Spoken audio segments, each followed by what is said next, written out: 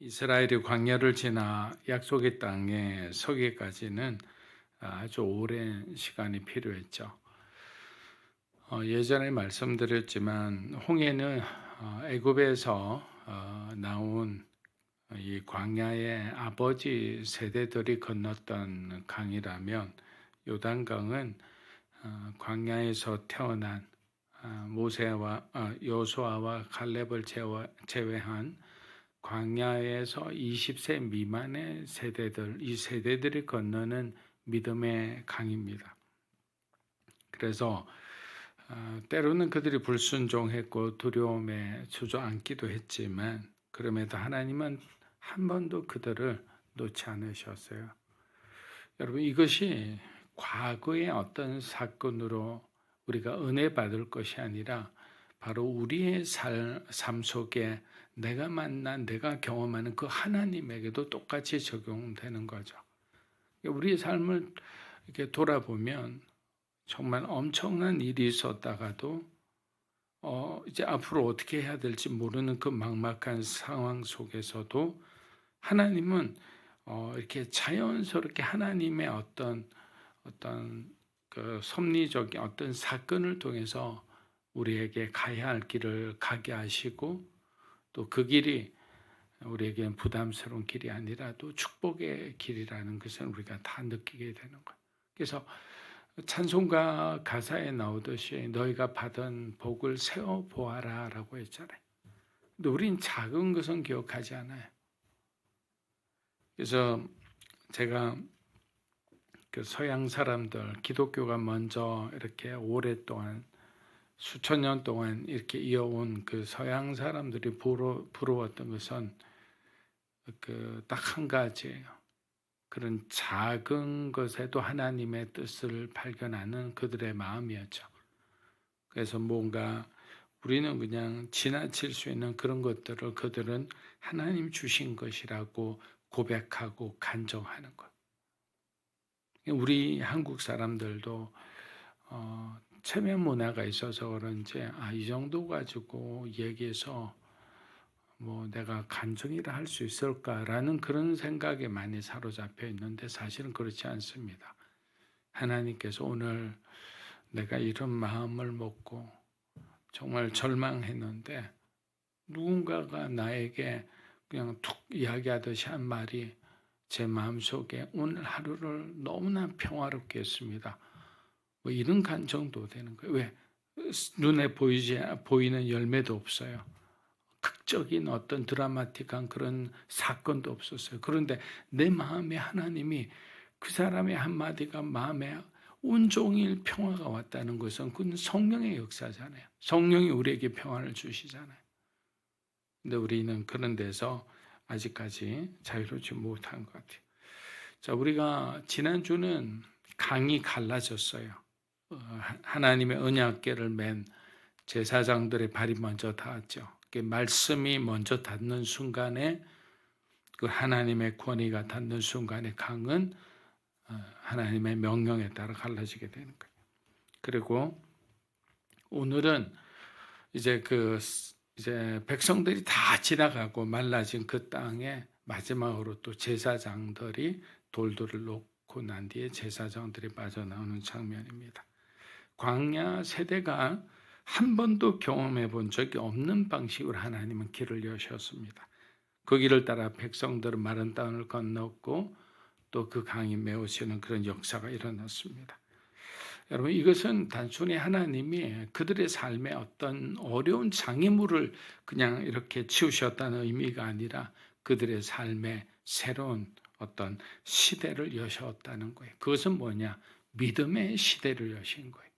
과거는 은혜의 시대였다면, 하나님만 바라보며 살아가는 어떤 인생이었다면, 이제는 너희가 직접 정복하고 개척하고 하나님 주시는 지혜와 능력을 따라 그렇게 살아야 한다는 그런 어떤 믿음의 세대에, 새로운 시대의 의미를 부여한 사건이라 할 수 있습니다.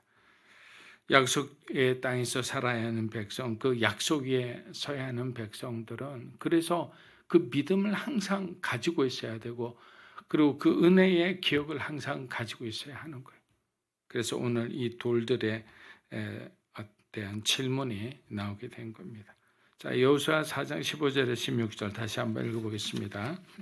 그때 여호와께서 여호수아에게 말씀하셨습니다.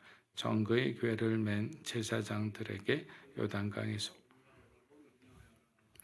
요단강 도하가 이제 모든 가정이 안전하게 마무리될 때 하나님이 다시 여호수아에게 말씀하십니다. 중요한 것은 하나님이 주신 이 명령이 어떤 단순한 절차적인 어떤 지시가 아니라 하나님 자신이 끝까지 시작부터 주도하고 계심을 우리에게 보여주는 장면이죠.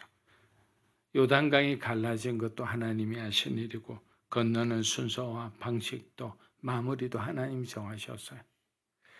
그리고 마지막 순간 언제 제사장들이 강에 올라올지도 하나님이 지시합니다. 이스라엘은 처음부터 끝까지 자기 판단으로 움직인 것이 하나도 없습니다. 시작도 하나님이고 마무리도 하나님이시죠. 특히 언약궤를 맨 제사장들이 강 가운데 서 있는 동안 요단이 이제 멈춰 있었죠. 그러므로 제사장들이 강에서 올라오는 순간은 기적이 멈추는 시간이고 하나님의 시간이 마무리되는 어떤 순간이었습니다. 그 결정적인 어떤 타이밍을 여호수아가 하나님이 아니라 하나님이 하셨다. 자, 그럼 우리 인생에 비추어 볼 때는 나의 노력이 어떤 결과를 만들어낸다는 생각은 바로 성경적인 가르침에 전혀 맞지 않는 거죠. 물론 우리의 노력도 필요합니다. 우리의 열심도 필요하고 우리의 열정도 필요합니다. 그러나 지금까지의 우리가 살아오면서 돌아본 결과는 어떻습니까? 결국에는 하나님의 어떤 도우심이 없었다면 우리가 원하는 그 일을 할 수도 없었을 거예요. 그것을 성공적으로 마칠 수도 없었을 거고.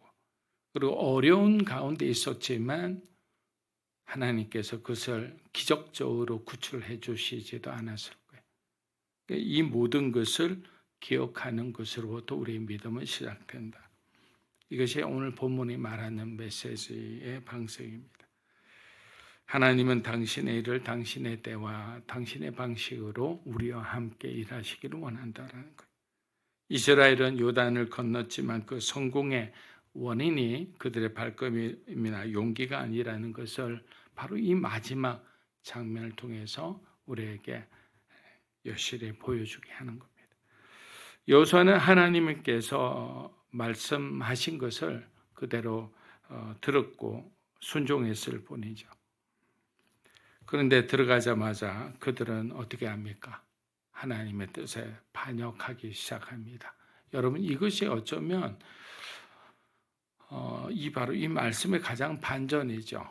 그렇게 은혜롭게 기적 같은 일들을 목격하고 또 기적의 수혜자가 되었는데도 그들이 가나안에 들어가자마자 하나님의 뜻에 반역하기 시작했다.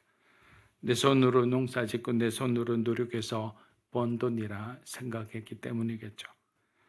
우리들도 가끔 하나님의 일을 하면서 나의 순종이, 나의 영민함이, 나의 열정이 주의 일을 하는데 보탬이 되었다는 위험한 생각을 할 때가 있습니다.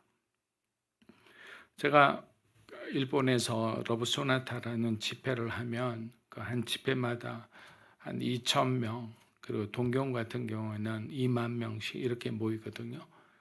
그래서 그것을 주관해서 이렇게 정말 한 2달씩 그곳에서 있으면서 이렇게 집회를 준비합니다. 그리고 일본 목사님들이 주도가 되기 때문에 목사님들하고 회의를 하면서 또 우리 한국에 있는 스태프들, 또 방송하는 또 CGN의 어떤 스태프들, 이런 스태프들이 모두가 누구 하나 할 것 없이 다 내서 총력해서 그렇게 일을 해서 나중에 전도 집회가 끝나고 많은 사람들이 구원받고 그렇게 마무리가 되거든요.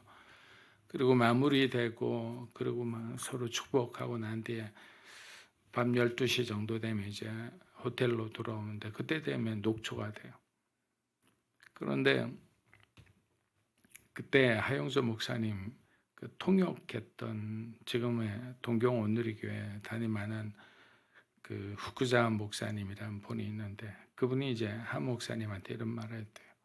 목사님, 오늘 이렇게 우리가 많은 성공을 거두고 놀라운 어떤 구원의 역사들이 일어났는데, 그리고 제가 그 은혜의 통로로 이렇게 감히 목사님의 통역자로 이렇게 쓰임 받았는데 제 마음은 왜 이렇게 외롭고 허무한지 모르겠습니다 라고 한 거예요.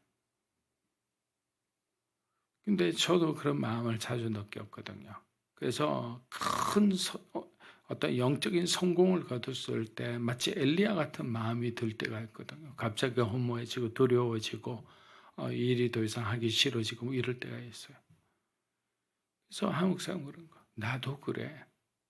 그 한마디로 위로를 받았다는데, 아 그렇구나, 나만 그런 것이 아니구나. 저렇게 많은 사람들에게 존경받는 목사님도 이러한 집회가 끝나면 마음이 허무하시는구나, 두려우시는구나. 여러분들도 마찬가지예요. 어떤 중요한 일들이 끝나면 성공했다는 그 희열이 있는 반면에 동시에 우리 마음에는 두려움이 동시에 찾아오는 거예요. 바로 이 요단의 교훈을 정면으로 거부하는 이 사람들을 조심해야 되는 거예요. 하나님이 어떻게 이 돌들을 세워 기억하게 하라는 그 교훈을 기억하지 못하면 우리는 올바른 어떤 신앙생활을 할 수 없는 거예요. 자, 여호수아 4장 20절에서 22절입니다. 여호수아가 요단강에서 가지고 나온 12개의 돌들을 길갈에 세우고 이스라엘 백성들에게 말했습니다. 아버지에게 이 돌들은 무슨 뜻이 있습니까? 라고 물으며 너희는 너희 자손에게 이스라엘이 마른 땅을 밟고 이 강을 건넜다라고. 요단 두아가 끝나고 제사장들이 마침내 하나님이 정하신 때 강에서 올라온 후 여호수아는 백성이 가져온 12개의 돌을 길갈에 세웁니다. 여러분, 이 건너고 난 뒤에 도착한 곳이 길갈이라는 곳이라고 그러죠. 근데 이 길갈이 이름의 뜻이 무슨 뜻인지 아세요? 모든 수치가 굴러갔다는 뜻이에요. 모든 수치가.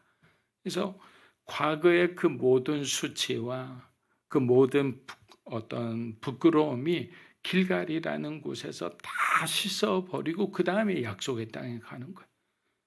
그 의미 있는 그 이름 앞에서 그들이 서 있는 거죠. 새롭게 시작하기 위해서.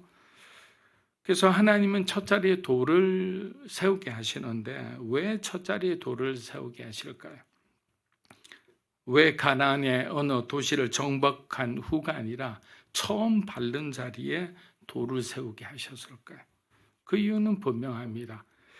하나님은 이스라엘이 약속의 땅에서 무엇을 기반으로 살아가야 하는지를 가장 먼저 알려주기를 원하셨기 때문에 여기를 건넌 것이 중요한 것이 아니라 이제는 앞으로 약속의 땅에서 정복 전쟁을 하며 치열하게 우상들과 살아가야 하는 그들에게 하나님이 무언가를 강렬하게 남겨주기를 원하셨는데 그것이 뭐냐면 바로 이 요단에서 하나님이 그들을 건너게 하셨다는 그 은혜의 기억이라는 거예요. 이스라엘이 앞으로 만날 환경은 광야와는 전혀 다릅니다. 제가 주일날 설교도 했던 것처럼 땅을 일구며 곡식을 거두며 성읍을 세우며 살게 됩니다. 이것은 이전 세대가 경험하지 못한 거죠.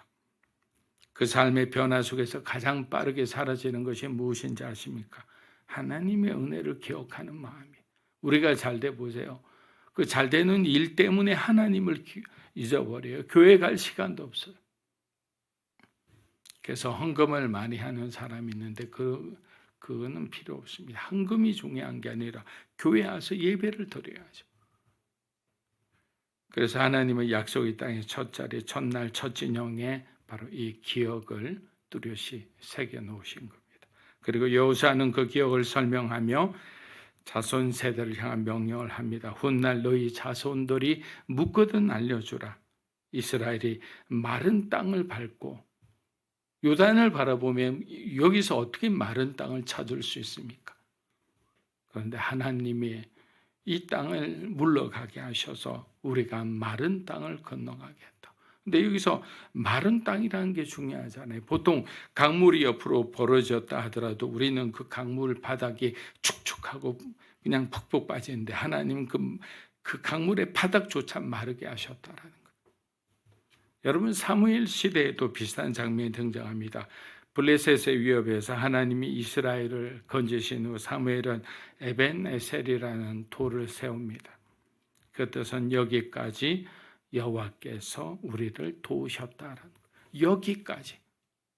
처음부터 여기까지 우리가 살아나는 여기까지 하나님께서 모든 것을 도우셨다라는 뜻이 에벤에셀이잖아요. 그래서 우리는 어디 가면 뭐 가게 이름도 에벤에셀 이름 가게 많이 보셨잖아요.